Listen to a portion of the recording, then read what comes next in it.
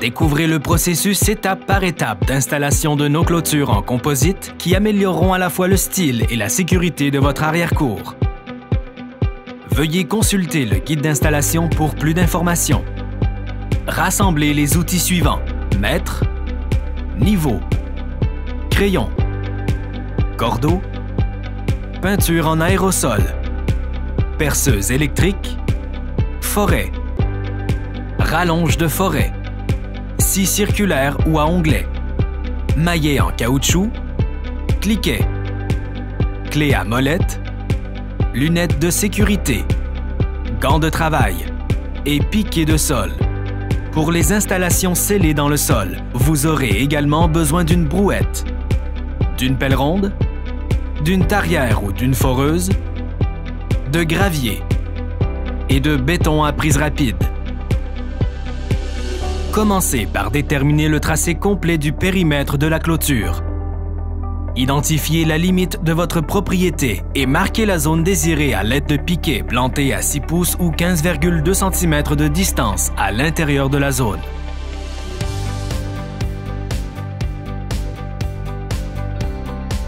Prolongez les piquets d'angle de 3 pieds ou 91,4 cm latéralement pour éviter les fils de cordeau lorsque vous creusez les trous des poteaux d'angle. Reliez les piquets avec le cordeau pour vérifier l'équerrage et l'alignement.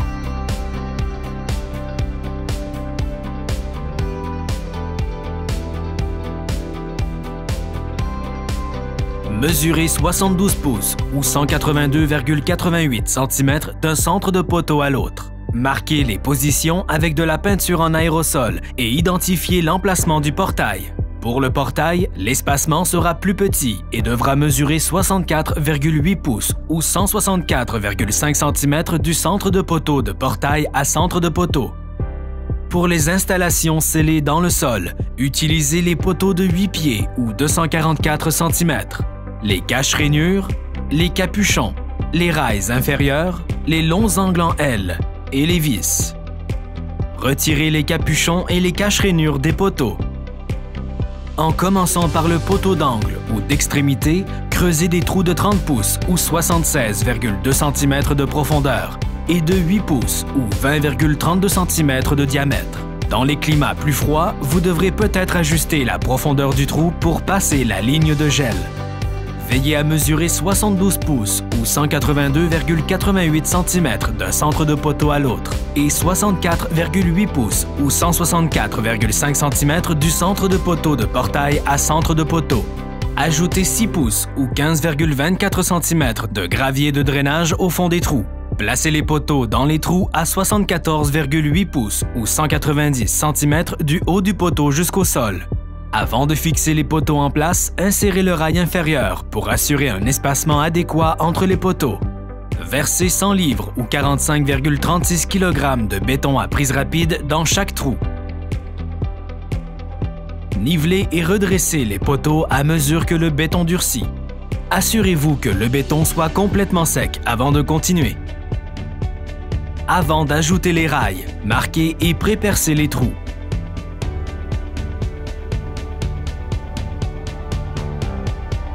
Puis, glissez et vissez les deux longs angles en L à l'extrémité du rail inférieur.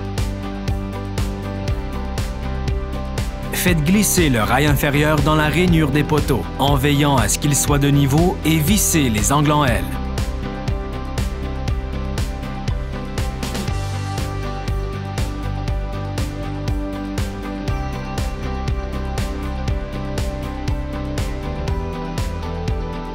Pour les installations en surface, utilisez les poteaux de 6 pieds ou 190 cm, les caches-rainures, les capuchons, les bases de poteaux et les boulons d'expansion, les rails inférieurs, les longs angles en L et les vis.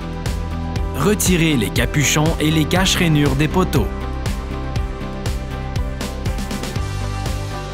Positionnez la base du poteau et pré-percez le béton à travers la base à l'aide d'un forêt de 3/8 de pouce par 4 pouces ou 9,5 mm par 101,6 mm. Vissez les boulons d'expansion pour fixer la base et utilisez un niveau pour confirmer que chaque base est montée à un angle de 90 degrés.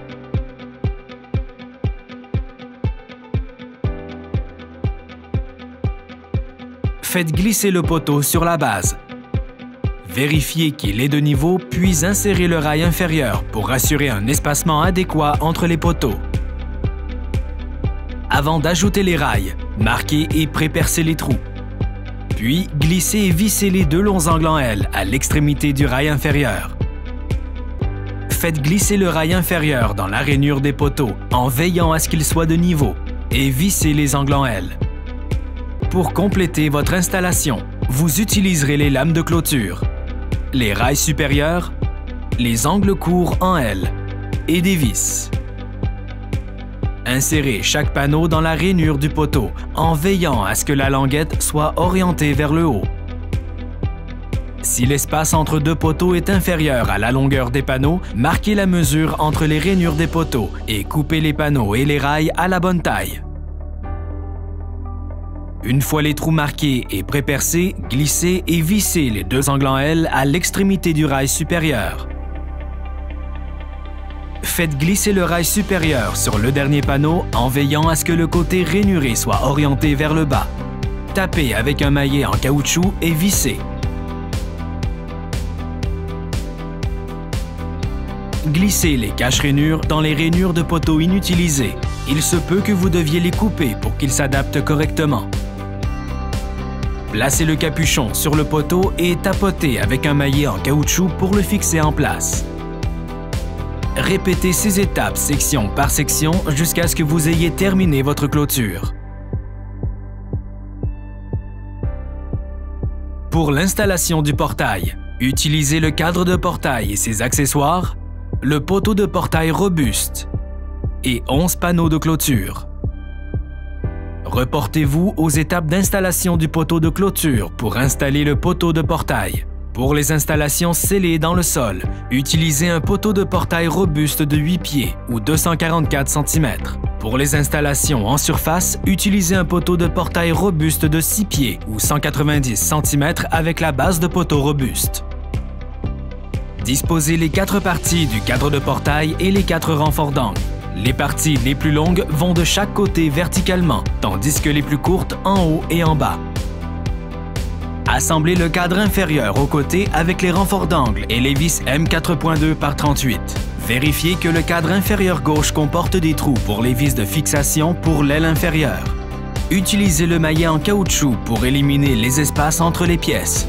Ne connectez pas encore le cadre supérieur. Mesurez la largeur du cadre du portail et coupez tous les panneaux d'environ 0,08 à 0,12 pouces ou 2 à 3 mm de la mesure. De haut en bas, glissez les panneaux dans le cadre du portail en veillant à ce que la languette de chaque panneau soit orientée vers le haut. Tapotez avec le maillet pour les fixer. Assemblez le cadre supérieur aux côtés avec les renforts d'angle et les vis M4.2 par 38. Vérifiez que le cadre supérieur gauche comporte des trous pour les vis de fixation pour l'aile supérieure. Placez les vantaux sur les coins supérieurs et inférieurs gauche du cadre en veillant à ce que les trous de fixation des charnières soient orientés vers l'extérieur. Utilisez une perceuse électrique pour fixer les vantaux à l'aide d'écrous et de boulons. Veuillez noter que le côté du cadre avec les vantaux est l'intérieur du cadre de portail. Pour le côté extérieur du cadre, placez un support d'angle à chaque coin en alignant les bords incurvés des supports avec les bords du cadre. Fixez-les avec les vis M4.2 par 25. Une fois le cadre de portail assemblé, alignez-le avec le haut du poteau robuste. Sur la face avant du poteau, marquez les trous pour les vis des charnières du cadre. Un pré-perçage peut être nécessaire pour toutes les étapes suivantes. Pour les installations en surface, ajoutez une plaque de support de charnière entre la charnière supérieure et le poteau du portail. Pour installer les charnières à fermeture automatique, commencez par visser les bras de charnière avec le rouleau dans les barilets de charnière. Placez la première charnière juste en dessous de la charnière supérieure du cadre et vissez-la sur le poteau du portail. Puis, fixez la seconde juste au-dessus de la charnière inférieure. Pour les installations en surface, placez-la juste au-dessus de la base du poteau robuste. Soulevez avec précaution le cadre du portail au-dessus des charnières supérieures et inférieures pour positionner le portail. Fixez la barre de gâche du loquet sur le côté intérieur du cadre du portail à l'aide de vis du côté battant du portail. Fixez le loquet au poteau avec les vis, là où le poteau rencontre la barre du loquet. Fixez la poignée sur le côté extérieur du cadre du portail avec les vis.